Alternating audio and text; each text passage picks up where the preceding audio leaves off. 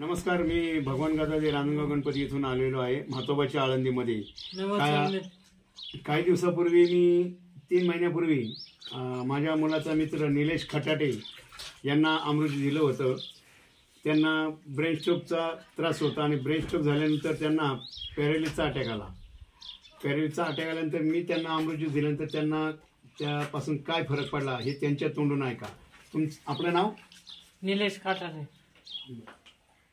तुम्हाला काय आजार होता? ब्रेन स्ट्रोकचा अटॅक आला आणि त्यानंतर पॅरालिसचा अटॅक लगेच आला।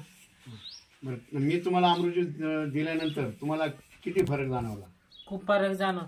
पहिल्यांदा मी अडकत बोलायचा, आता मी चांगलं बोलतोय तर पुढच्यानं कळतं काय बोलतोय।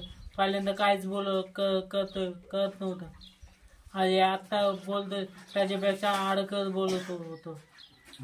पहिले म्हणजे हात असा पहिल्यांदा हात पर असं उचलता येत नव्हतं। आता असं बघा किती उचल, हो का, हात बघा आता असं बोट पण हालत नव्हतं, आता बघा। आणि पायाचे पण काय हालचाल नव्हते, पायाचे बघ, पाय बघ, मी आता उठू उभं राहतो। बरं, खाली बसा, आता खाली बसा। धन्यवाद। बरं, पायलट मित्रांनो, हे आपल्या रिलायन्स कंपनीच्या अमृत ज्यूसचा केवढा मोठा रिझल्ट आपण निलेश खटाटे यांच्या तोंडाने ऐकला।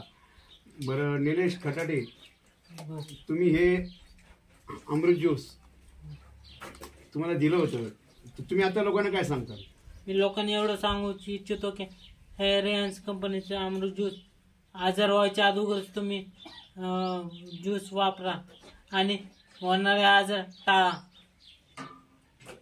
धन्यवाद। धन्यवाद।